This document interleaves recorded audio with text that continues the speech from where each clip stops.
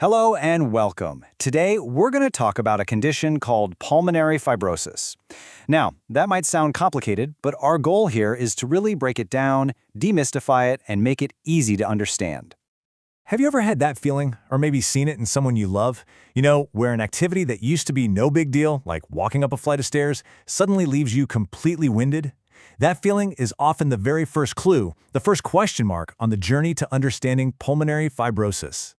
So to figure out why that breathlessness is happening, we've got to get right to the heart of it. What exactly is pulmonary fibrosis? Let's dive in.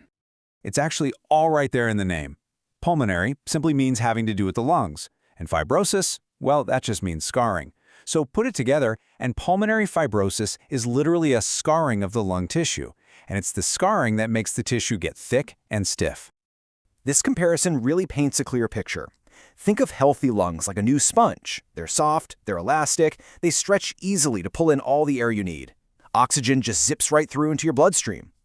But with fibrosis, the lungs become more like a dry, hardened sponge. They're stiff, they can't expand properly, and that thick, scarred tissue makes it incredibly difficult for oxygen to pass through. You can see right away why you'd feel out of breath.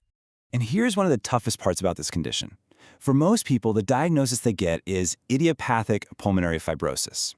That's just the medical term that means we don't know the exact cause.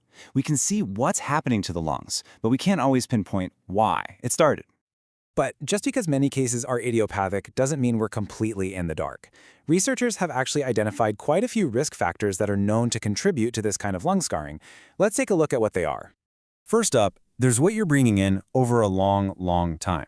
We're talking about long-term exposure to things you might find at work, especially in jobs like mining, construction, or farming. Dust from asbestos, silica, metals, even wood or grain dust. Over many years, these things can really irritate the lungs and eventually lead to scarring. Same goes for things like certain molds or even animal droppings. The cause can also come from inside the body, or even from medical treatments. For example, some autoimmune diseases like rheumatoid arthritis, where the body's immune system mistakenly attacks itself, can sometimes target the lungs. And it's tough, but some really important medical treatments, like certain chemotherapy drugs, radiation for chest cancers, or even some heart meds, can have the unfortunate side effect of causing lung damage. And the list goes on. Age is a big one. This condition is most often diagnosed in adults over 65.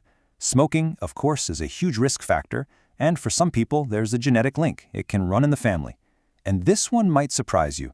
Even chronic acid reflux, or GERD, is thought to be a potential trigger. Okay, so we know what's happening inside the lungs, and some of the things that might cause it. But what does it actually feel like on a day-to-day basis? What are the telltale signs to be on the lookout for? Well, number one is that shortness of breath we started with, especially when you're moving around.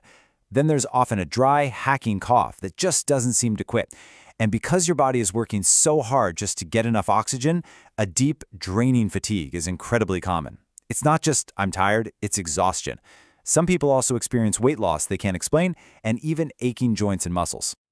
There's also a very specific physical sign the doctors look for. It's called clubbing. What happens is the tips of the fingers, or sometimes the toes, start to look wider and more rounded. It's a classic clue that the body might not be getting enough oxygen over a long period of time. All right, let's say some of these symptoms are sounding familiar. What happens next? Let's walk through the path to getting a diagnosis and, more importantly, understanding what the treatment options look like. It's really a step-by-step process. It starts with a physical exam, where a doctor will listen to your lungs with a stethoscope. They're listening for a very specific sound called crackles. It sounds a bit like Velcro being pulled apart. Next come lung function tests, which measure how well your lungs are actually working. But the real key is usually a high-resolution CT scan. That gives doctors an incredibly detailed picture of the lungs so they can see the scarring. And in some cases, a biopsy might be needed just to be absolutely certain. Now, this is probably the single most important thing to understand about treatment. Right now, there is no way to reverse the scarring in the lungs. There is no cure for pulmonary fibrosis.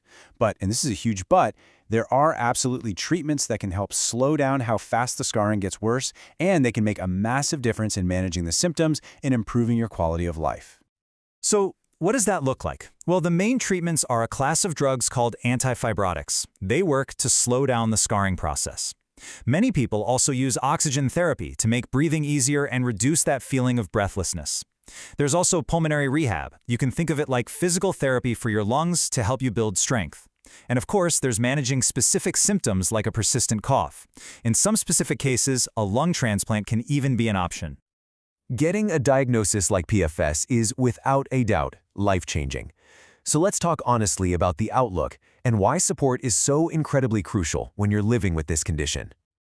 So, if you go online, you might see this statistic. For a long time, the average life expectancy for idiopathic pulmonary fibrosis was said to be about 3 to 5 years after diagnosis.